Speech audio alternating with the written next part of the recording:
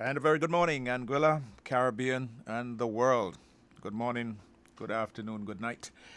We want to welcome you to another special interview here on the Nation Station Radio Anguilla. This morning, we're happy to have with us in Studio A, live and in living colors, the Chief Executive Officer of the National Commercial Bank of Anguilla, Charmaine Francois.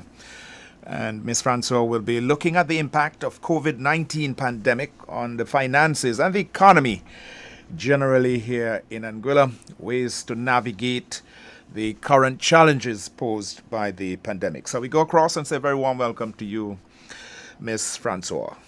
Yeah, good morning, Keith. Good morning, listeners on the wide net. And it's always a pleasure to be here with you, Keith, so that we can discuss the topic at hand. So when you're ready, we can jump right in. All right, so we can get straight to it. The impact of COVID-19 pandemic on the finances and the economy of Anguilla, and how we can navigate our way out of it all. Yeah, good. So we ran that a seminar sometime about a little over a week ago. And because of the relevance of the topic, we decided, to do a repeat of it to ensure that that information is far-reaching. Yeah. And so the topics that we're going to discuss, again, we'll try and condense it a bit, but to bring out the critical information that needs to be out there in the public domain. We'll start with the global, and then we'll go down to regional, and then to Anguilla, and spend some time in, looking at the Anguilla context and the impact of the pandemic on our economy. We'll also give you the business community some tips, individuals and households some tips to survive during this difficult time, and look at some way forward. Again, the discussion with Keith, it will be sort of interactive, so that we can, put out the necessary information. If we have questions from online, we'll also try and take some of those questions. Just to quickly give the impact on the global impact of the pandemic. We're now 14 months into the pandemic, and the numbers have not, globally, the numbers are looking up. In our part, in terms of the Caribbean, the numbers are not where we want it to be.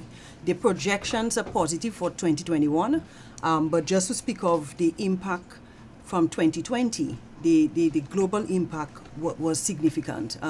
You had the world economies contracting around 3.3%. And so that's the global economy. But in terms of our region, you saw the contraction was much wider. So we're going to spend some time and to speak to the pandemic has not just created a health crisis, but there is also, more importantly, an economic crisis, that has affected our livelihoods. According to the WHO, the World Health Organization, approximately half of the world 3.3 billion workforce are at risk of losing their livelihood. So the impact is significant. We're talking about people's livelihood. You also have, for instance, the commencement of the whole, we know it started in China. China has long gone and rebound. Since 2020, the middle of 2020, China economy had already, gone back to pre-pandemic levels. The pandemic has caused, as I said, the contraction has been so significant. That's the greatest contraction since the Great Depression of 1929. Just to speak to again, we have a chat of, I'm not sure if the chat, if our persons viewing via Facebook, if you can see the global chat here, looking at 5 major continents. We can see right across those continents the pink areas showing that countries that went into recession as a result of the pandemic. The only green area we see on the chart is the mainland China, that showed an expansion of around 12% for 2020. But right across the globe, from Canada at 12%, US contracting at around 6%, the UK, right across the globe, we're seeing contractions, as a result of the pandemic. So, but as we look forward into 2021, the IMF, based on the latest World Economic Report, they're projecting a global growth of around 6% for 2021, moderating to 4.4 by 2022. coming out of a contraction, as I mentioned earlier, of around 3.3% in terms of the global numbers. A lot of that is dependent on the uptake in terms of the vaccine uptake, for that economic recovery. Latin America and the Caribbean now, what we've seen in terms of those two sectors, the Latin America and Caribbean contracted 7% in 2020. What we're projecting for what the IMF is projecting for 2021 is roughly around 6% and moderating to around 3% by 2022. A lot of that, again, because the numbers are lower for our parts because of the hesitancy around vaccines, and so our numbers are threatened by that, in terms of when you move to our smaller regions, the impact is even more significant because we are very heavily reliant on the tourism sector, and so the impact of the pandemic is a lot greater for us. I will run through, again, looking at our living standards, a significant decline in living standards compared to pre-pandemic expectations. The pandemic has reversed gains in poverty reduction. With an approximate, right now I'm seeing the numbers are moving closer to 100 million people expected to or have entered into poverty as a result of the pandemic. So it's and so once you see unemployment levels are increasing, what that means is persons are slowly moving because livelihoods are being affected. And so for the global numbers, we're talking about the unemployment rates have risen by about 1.5%, but that's on a global scale. But in terms of our market, we saw the latest labor numbers. Our unemployment numbers increased to 37% of our employees were displaced as a result of the pandemic, about 2,500 employees from the commencement of the pandemic, to the current numbers. So it's significant when you're looking at 37% of your workforce being affected, either unemployed or underemployed, and so what we're seeing is the young adults, women, and the relatively low-skill employees are more affected as a result. They're the ones that are hardest, the hardest impact is in for those individuals. Just to look at our Eastern Caribbean countries, the 8 islands, we had very good years, positive growth rates, 2017, 18, and 19. 2020 we dipped by 14% contraction. Look at how does that compare to the global contraction of 3.3%. So you can see the impact is a lot greater for us in our smaller parts, and then based on central bank numbers, the projection is to get us to around 3.4% for 2021. But a lot of that is dependent on the vaccination uptake, less country lockdowns. When you have a closure of borders, we are reliant, our livelihood is really dependent on tourism. And when you close our borders, all those receipts, becomes null. So a lot of that, and then when you look at the impact of the recent volcano in St. Vincent, all of that will have implications for those numbers that are being projected there. So I can see these numbers reversing as a result of those. Again, we also saw the impact of the pandemic on our government's debt to GDP. So debt levels as a region, in the Eastern Caribbean region, have increased from 67% in 2019 to around 86% in 2020. So we're seeing more borrowing, as a result of the pandemic. So let us go now to our Anguillan economy. So let's bring it home, as we say. Yeah, let's bring it home. So Anguilla has gone through some key events. So not only the pandemic, you're talking about the last few years have been really rough. The economy has been impacted greatly. We're starting from the global financial crisis of 2008. That created a fiscal crisis in 2009, amounting to around 10% of GDP for that year. Then shortly after, we had the banking crisis. The banking crisis of 2003 to 2016 resulting in the banking resolution, and that cost the economy 45% of our GDP, roughly around 350 million. The banking crisis cost the economy. Then a year after that, 2017, we had Hurricane Irma.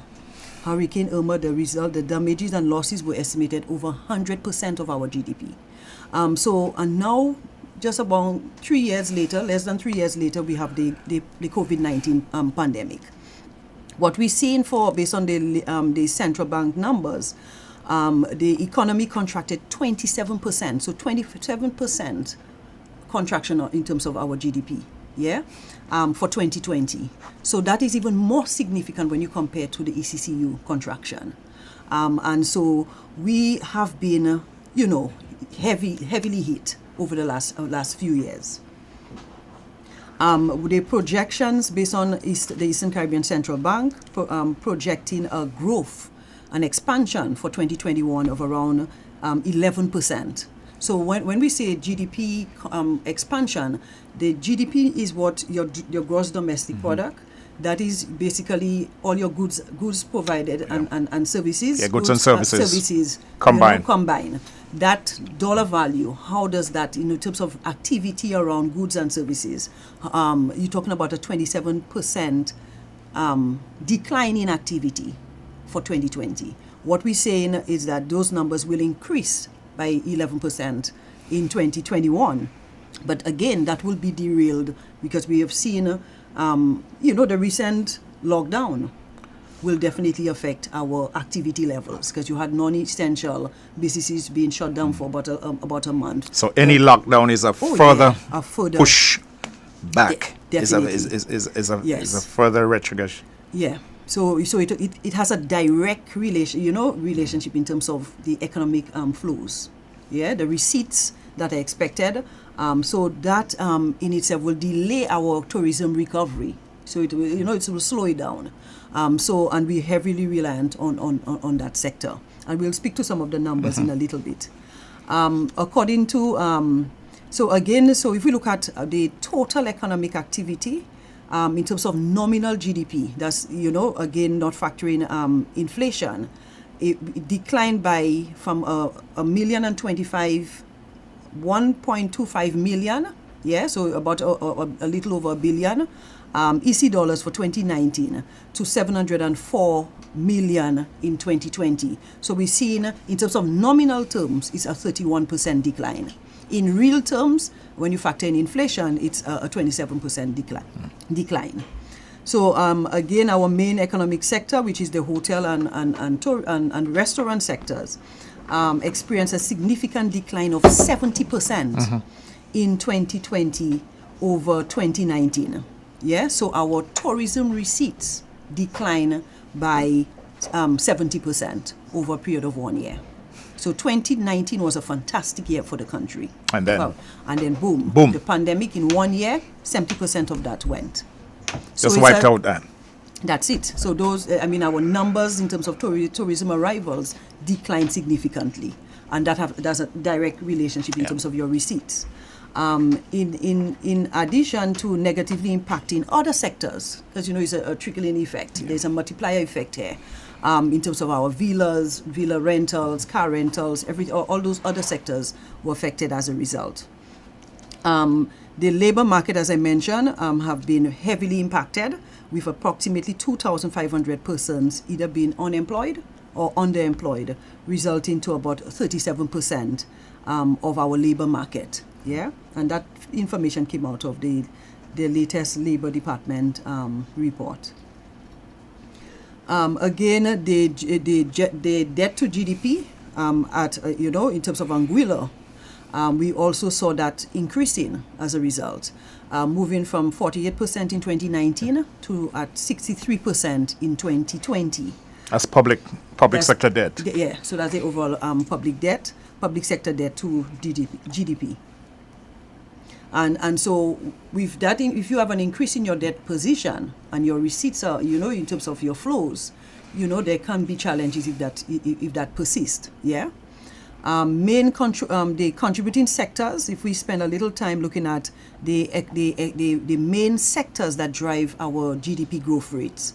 Again, looking at 2020, what has happened and what the projection. All those numbers are coming out of the Eastern Caribbean Central Bank. Again, working through the local Ministry of Finance numbers. So for Anguilla, what we've seen in terms of the impact of the pandemic in 2020. We already spoke about, for instance, our main sector, which is the hotel and restaurant. We're looking at a 74% dip in terms of GDP activity in that sector. So that sector contributed to 74% decline in that overall 27% decline that we spoke about in terms of our And that's overall. the most critical sector. That's the most critical sector. We have wholesale and retail trade declining by 43%. We have our transport, storage and communication at the sectors, the key sectors within that is your air and sea transport. That declined by another 74%. Then we have, for instance, our rental, auto rental, etc. Machinery and equipment and the like. Declining by 76%. So it's significant declines in those sectors, and that has a direct relation to our business sectors. Our business people owners, they are feeling that impact because it's their activity levels have declined. Their cash flows are affected. And so those numbers have a direct impact, not just on driving, because we drive economic activity. The business community, all the different sectors within that economy drive economic activity. And so when you have those significant dips, it will only cripple an economy. And so in terms of what we project in the central bank numbers, we're looking at the hotel and restaurant sector contributing to around 60% of the economic activity, increasing in terms of the contribution to that economic growth number that we spoke about earlier. And the other sectors, air and sea, transport contributing 60% or increasing by 60%, and then real estate another 60% increase. And so what we expect is economic activity to rebound in 2021. Are we seeing that? A lot of that is reliant on the economy restarting. Vaccination uptake at a much higher level. You also have no closure of borders.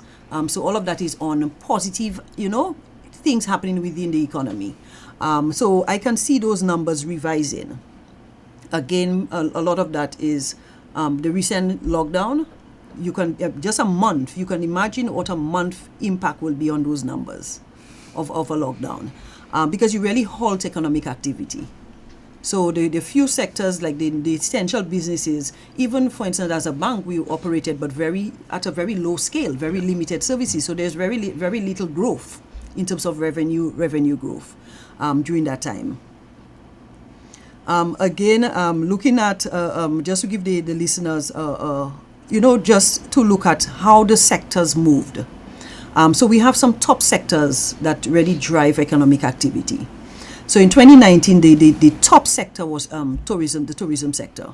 That contributed around 29% of our GDP, and so that equates to $251 million of activity within that sector, was part of that $1.05 billion that we spoke about earlier. So all of that came from tourism, so which represent 29%, which is a significant contributor. Then the second sector was real estate, renting, and the business activities, contributing 11% at $98 million. Then you had public admin, defense, and social security contributing around 8%. Likewise, wholesale and retail trade contributing around 8%. And then construction contributing around 7%. So these were the top 5 sectors in 2019.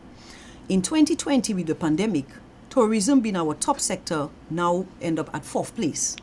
So contributing just around 78 million compared to 251 million in 2019. So you can see the significant decline of around 70%. And contributing just around 11% to our GDP. And so these numbers are significant. Construction, we also saw about 17% decline compared to 2019, 5% for real estate, renting, and business activity. So again, the impact is significant.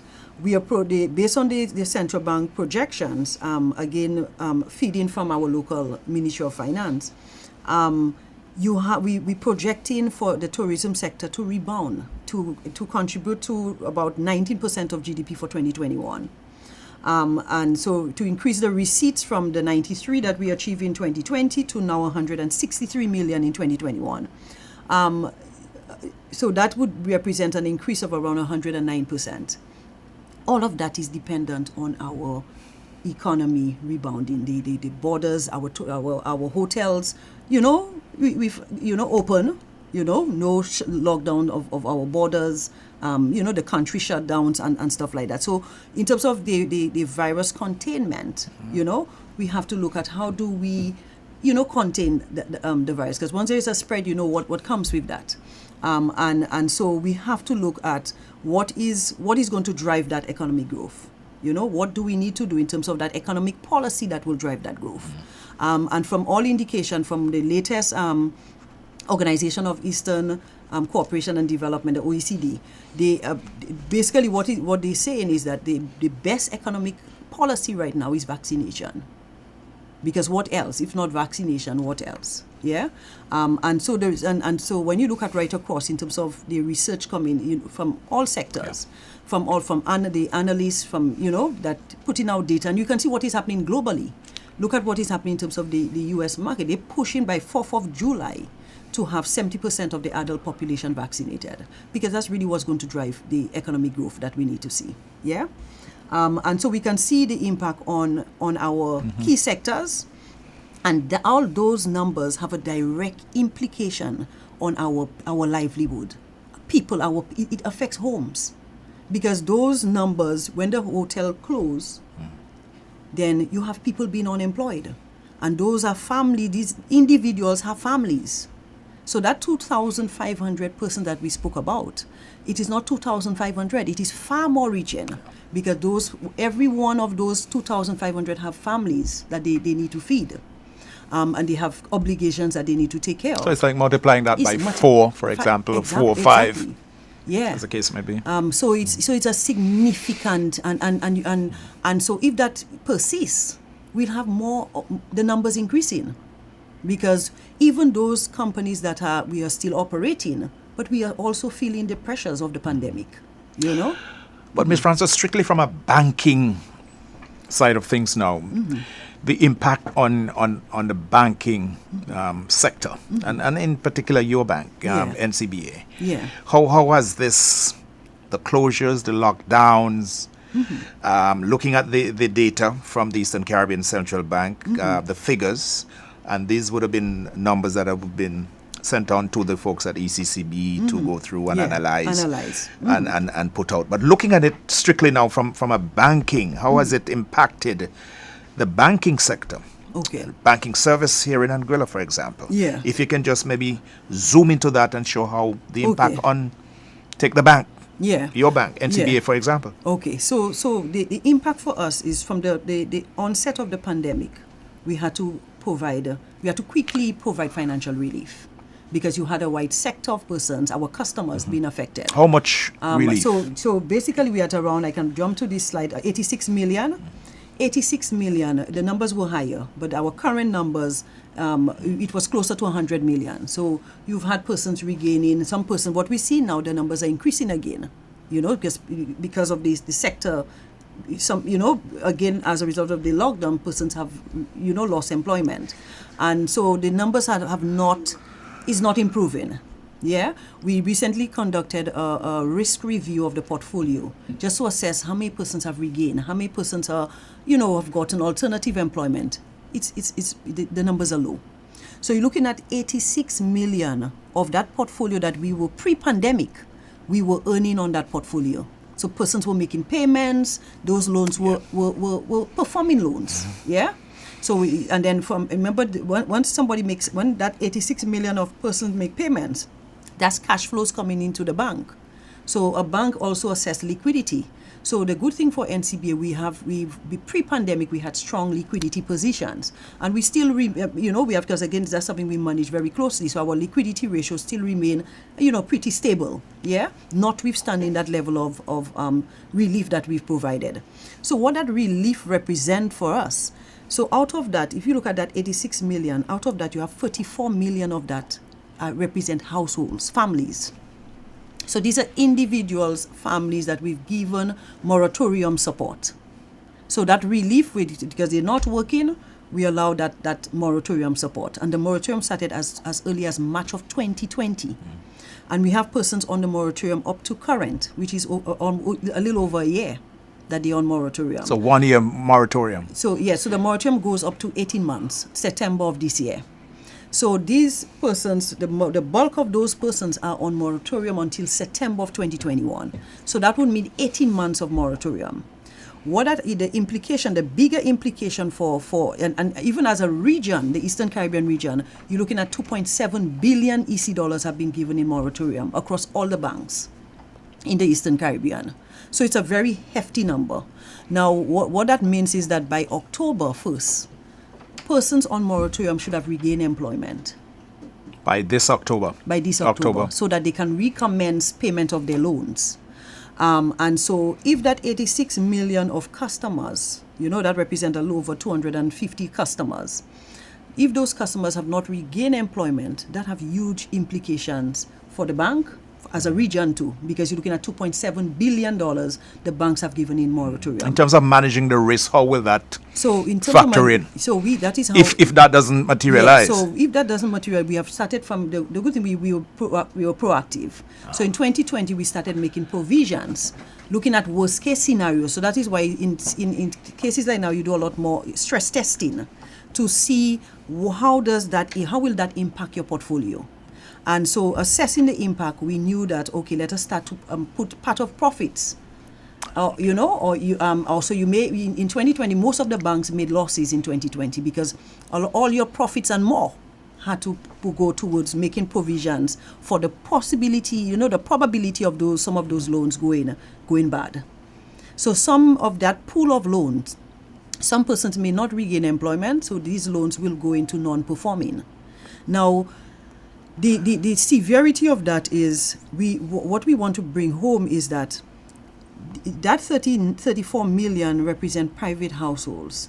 Now, if, for instance, the economy doesn't restart as quickly, because we need the economy to start. I'm looking forward to 1st of July, where we can open up release some of the restrictions, the travel restrictions, so we can get our tourists coming back, into Anguilla, get our numbers up, get persons employed, so that, activity can restart.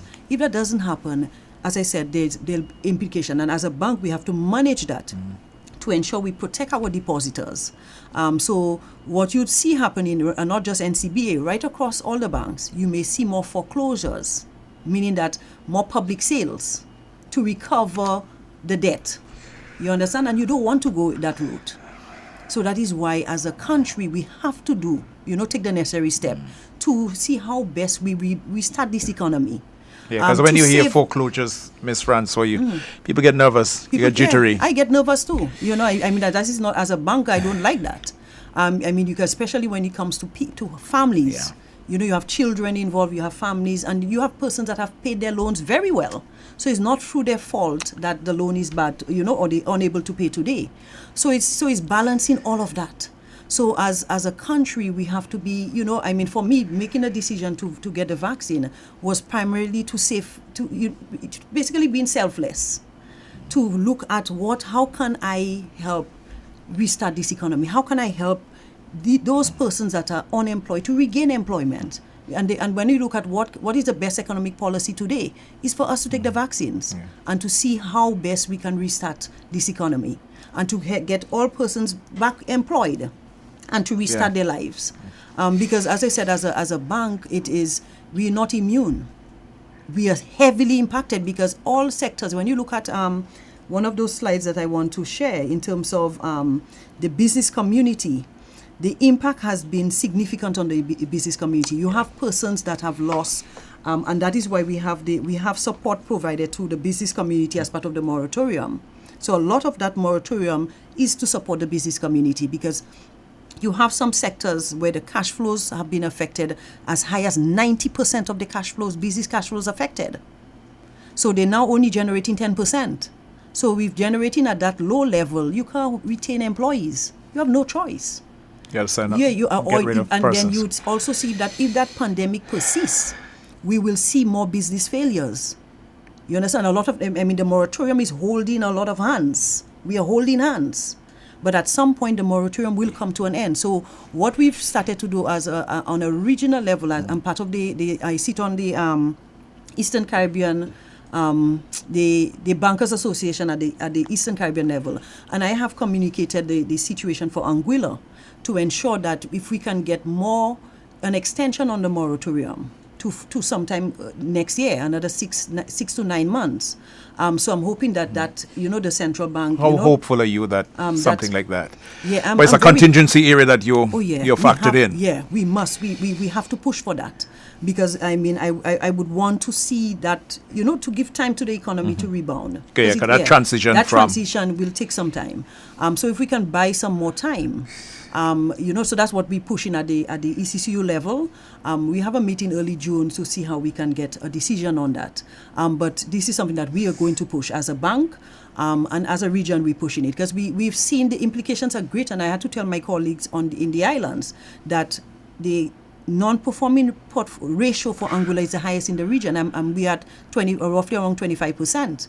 Highest in the region? Yeah, the region is at 10 average. We are 25, roughly 25, 26%.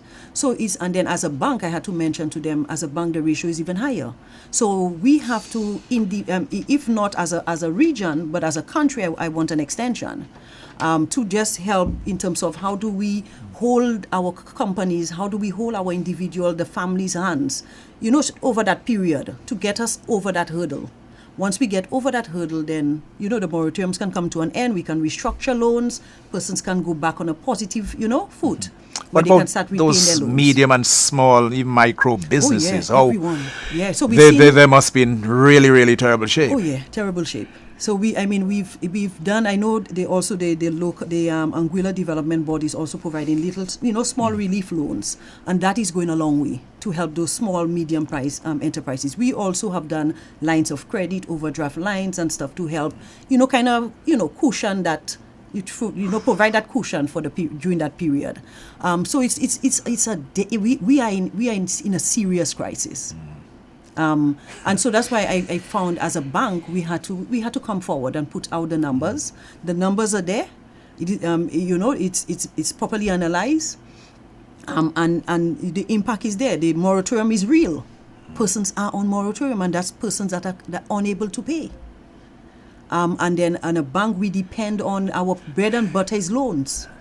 So if you make your money from loans. That's how we make our money. And surplus funds we invest, but the yields on that are nothing.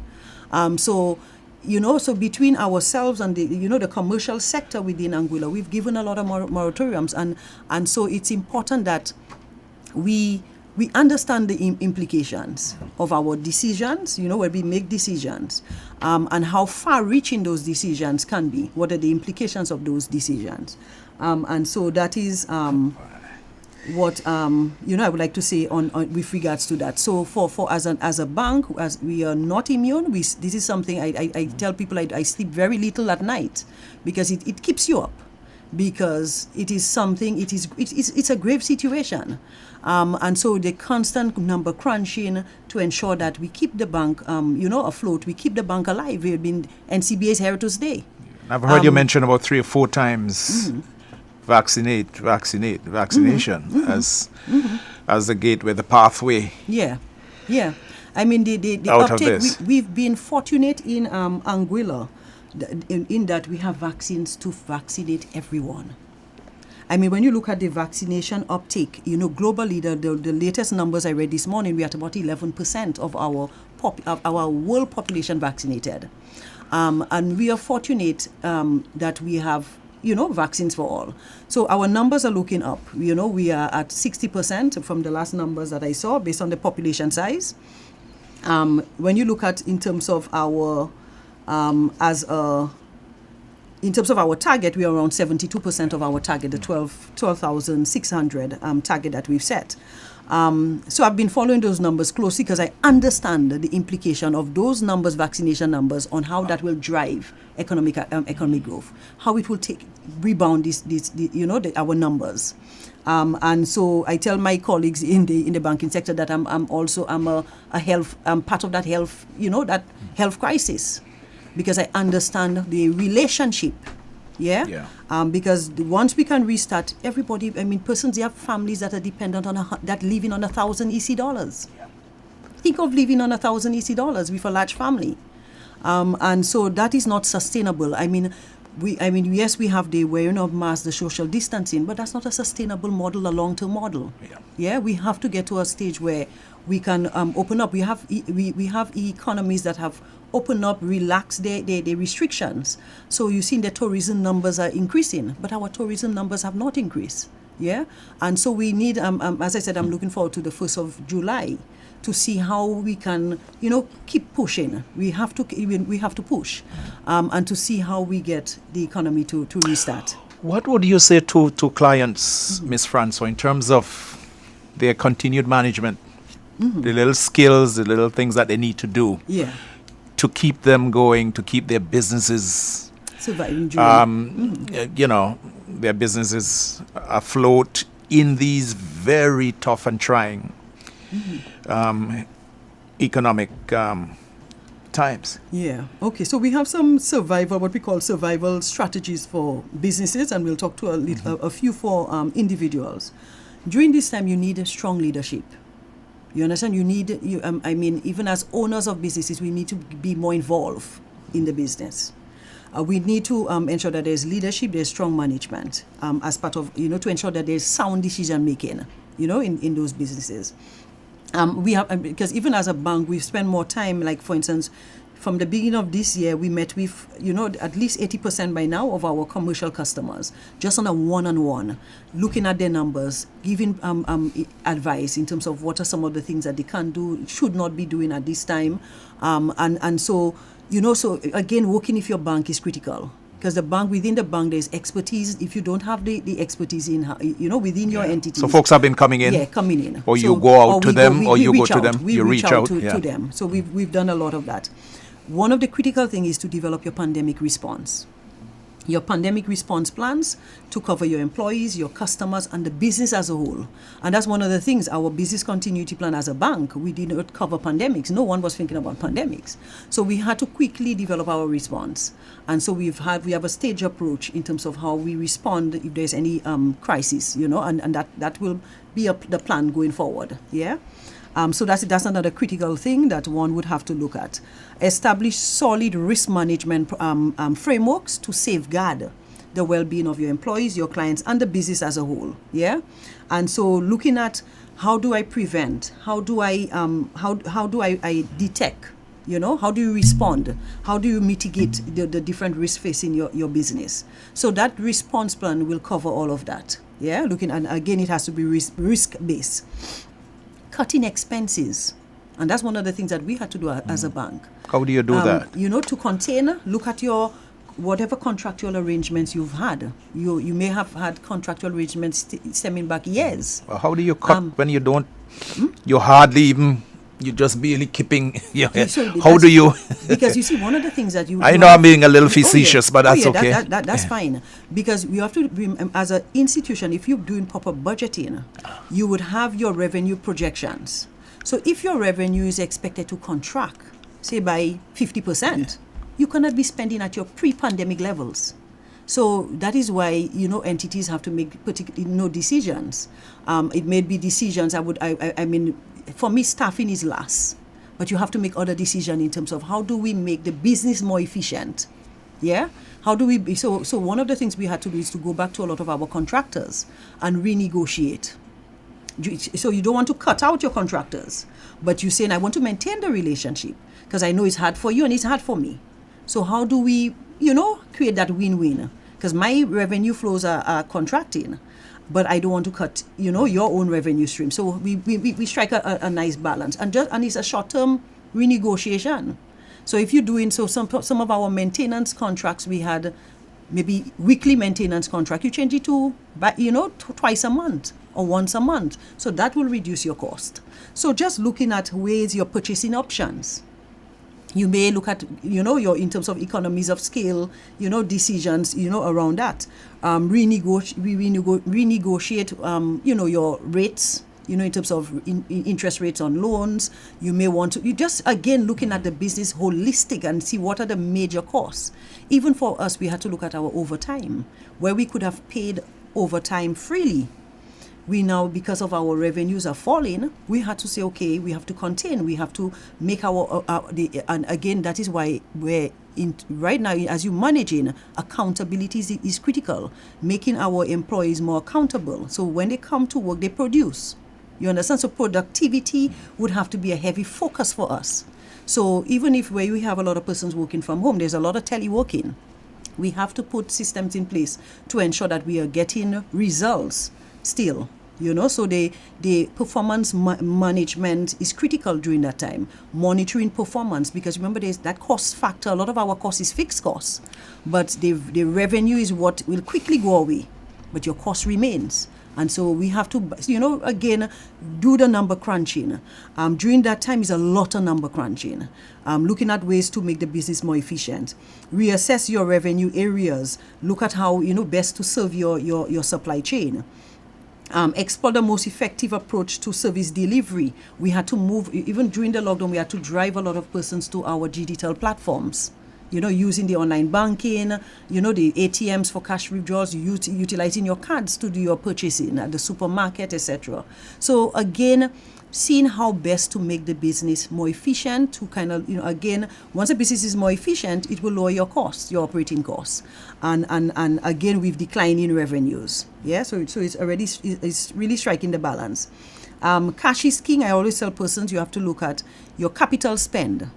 Capital expenditure, you have to really assess. Your person should not be using their operating flows, to do capital long-term investments, because I can put pressure on your cash flows, particularly in this pandemic. So it's important you manage your, in terms of decision making, you assess that, work closely with your bank, explore moratoriums. If you are having pressures on your cash flows have been affected, explore moratoriums, explore the line of credits, to keep the business afloat. So that these are some of the key tips. Do the stress testing, see the what if scenarios, and see whether the business can withstand the what ifs. So these are some of the tips I will leave with the business community. For individuals, I always say, again, we have to create our emergency budget. We've been talking about emergency and the survival budget. So if we are accustomed of living a particular lifestyle, we have to contain, we have to reduce. I too had to cut back. I had to sit down with my children, and we had to have some tough conversations. Do we leave 3 ACs on in the house? So I had my children, they combine at evenings in one room. So one AC is burning in the evening. So we have to look for ways to see how best we can contain. Yeah, because and to see how if the more we can put into our savings, the better for us. To build that cushion, we need that cushion. Again, we're not sure how this pandemic will pan out. The whole thrust is vaccination. We still have to see how this whole, how vaccination will what will be the green light at the end. So we're not sure how long this pandemic will persist. If we are working individuals, start to contain, put more aside for savings. Less on entertainment, you need balance, but just lessen the amounts. And so that we can build those reserves to withstand. And when you have reserves, you can help the family, because you have families around you that may be affected. And so the more reserves you have, you can extend more help. Than nobody has. If you have a family and nobody have any monies, and we all going to die together. So it's important that we do those things. Save a little more. Look at ways to cut costs, and we've discussed in terms of how do I contain some of my cost. Apply for the moratorium. The moratorium is still there until September. So if you feel in the pressure now, and is now you can come in, you come in, and we'll sit with you and see how best we assist. But one thing to note is that with a moratorium, the interest does not stop. The interest is accumulated daily. Yes, so that will be there. at the end of the moratorium, then that interest is capitalized. So just to know that, but at the important Yeah, and I thing, think that's a very important point for people to get that. So you might just want to reiterate. Yeah, so the interest does not stop. So from day one of the moratorium to if it's 12 months or 6 months, all that interest is accumulated. And that is then added on and your loan is refinanced. Yeah? But what the important thing is, if you're not earning, it is better to take that than your loan going bad. Because if you're not paying, the loan will go bad. But if you're on moratorium, your loan will remain active. So so if you're not earning, and so really moratoriums are really for persons that are unemployed or underemployed, not for persons that are gainfully employed. Unless you have a situation where you're helping your families, then you may have pressures on your cash flow, because your cash flows now have to reach other homes. So the answer, as I said, the answer to the current challenges is vaccination, and it's not me saying it, it's what is happening. Economic recovery for Anguilla and the region is highly dependent on the success of our vaccination rollout. Achieving herd immunity is what we have to look towards. The good thing for Anguilla, we're leading the way. And we are at 60%. We are way ahead of our brothers and sisters in the islands. And so I want to thank the public, because we've done our part. But we have some way to go. We still need a few hands on deck to get us to that finish line. So vaccination is the global response, as I said, to the pandemic. Deploying vaccines globally to save lives, because that's one of the ways to basically not have to worry about persons becoming critically ill as a result, or even having deaths as a result of the virus. The science is clear. I'm not a doctor, a medical doctor, but I believe in the science, and that's what we have to go by. Yeah, science and the data. And the data is there. And so there's let me just do some closing. In terms of opportunities ahead, foremost is overcoming the public health crisis. We need to jumpstart our tourism sector. If we are able to achieve herd immunity by end of the third quarter of 2021, that means first and second dose, persons being fully vaccinated, we are poised to rebound. And we, based on just discussing with the folks at ECCB, we're looking at a 2023. If we push earlier, we may be rebounding by 2022. But the numbers speak to, based on where we are now, to 2023. Expand our tourism market into untapped markets. So we now can look at expanding our demographics. We can look at and geographics. And we don't want to lose out. We have countries that are pushing ahead already. So we don't want to lose out on what's happening. And a friend of mine came through St. Martin a couple of days ago, and there was so much activity in terms of travel. People are traveling. We are not seeing it, we're sitting here, but people are on the move. The tourists not sitting in one place. So wherever that's open, they go. So we need to quickly get in on those revenues. Positively affect the other key sectors. We have other key sectors. Once our tourism sector rebound, it's a multiplier effect. All the other sectors will rebound. Improve employment numbers and overall financial situation for individuals and families and businesses alike. And particularly, I have a soft spot for families in particular, to see our families, regain their livelihoods. Improve government revenues and provide needed funds to divert in other developing sectors. So now we can talk about expanding in other sectors. I know I've listened to some discussion about the fishing, energy, etc. But you need monies to do that. Where we are now in terms of the current situation, there's nothing that can be done in terms of where's the revenue to diversify. Yeah. So we need to jumpstart. So NCBA, we support the vaccination, but we support it through education. We believe in once we have an educated public, you make educated decisions at the end of the day. The speed of vaccination deployment will determine how quickly we exit the crisis. And I know I'm sounding like a broken record, but no, it's important information. Yeah, roll up your sleeves, and I took that from President Biden. Roll up your sleeves and get vaccinated. That's simple as that. NCBA supports the government of Anguilla vaccination drive. We support the Vax AXA. And the way we've supported it is providing, we've provided 10 goal savings accounts and with a startup balance of $500 EC. But that is ready to create wealth. We're not for spending. it is for wealth creation. And so those persons, I know a few persons have won those goal savings. So we're going to help them start off a savings account, and they can contribute small amounts to building that, that safety net that is required. We encourage everyone that has not come out to go and get their first. Start with your first, and you get your second when the time comes. And all of that is ready for you, vaccinate for you, for me. And I like the slogan on the economy. So combating the COVID-19 requires a national approach. And so that is why we came on board, the NCBA, because we understand it is not a government problem. It is our problem. We all are feeling the impact. And so if we are dealing with a monster of a crisis, it requires a collaborative and a national response. It is, as I said, it is not a government, it is not a Ministry of Health issue. It is all of us, it's a national issue.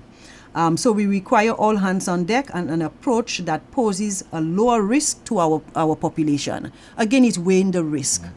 Vaccinate, not vaccinate, just weigh the risk. Again, it's a personal choice, yeah? But the higher probability shows that is, in terms of the success, economic success, there's a direct correlation between the vaccination success and economic success.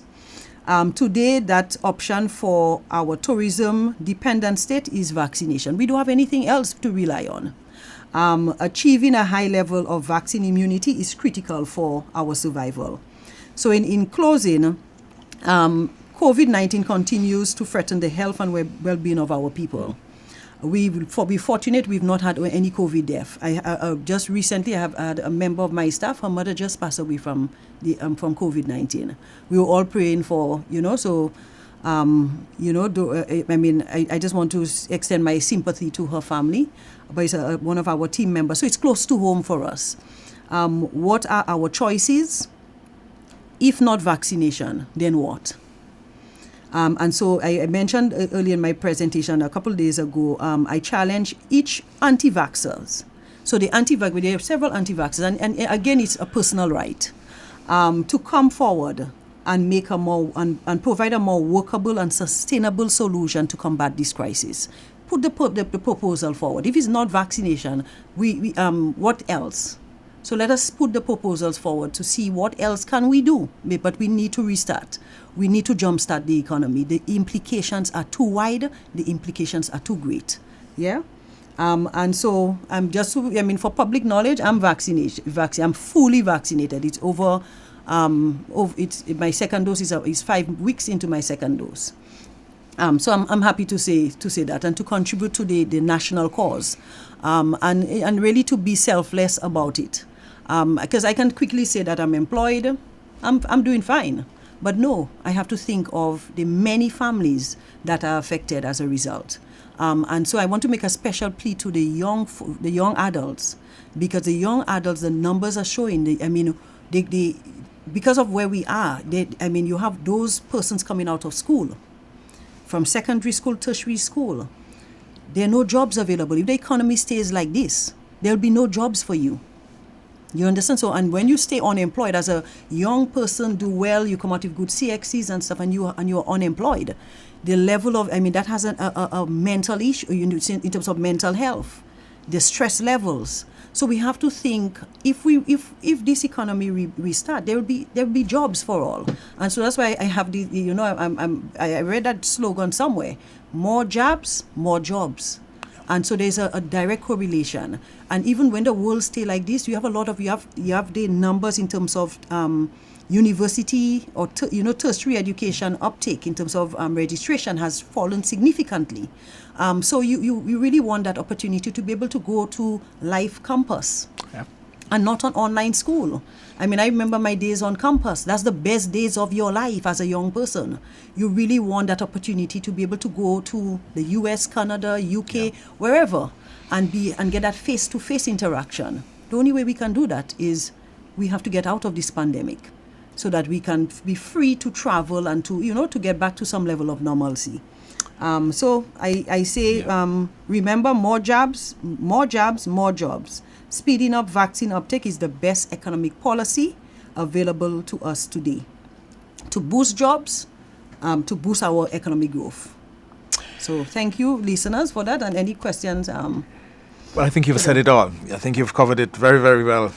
Charmaine Francois, the Chief Executive Officer of the National Commercial Bank of Anguilla. We're certainly glad that you came in today to make this presentation, and we are happy to facilitate it. And I hope that our listeners would have benefited from what you would have said, both from the economic standpoint, the social issue, the health issue, getting vaccinated and getting the economy back up and going. It's absolutely critical. So thanks again, Ms. Francois, thank for you, coming listeners. and sharing with us. Thank you so very much. Yes, if anytime, I'm available. Thank you. And thank you, listeners, for that. I will see what questions came up and we'll try to see if we can answer some of them.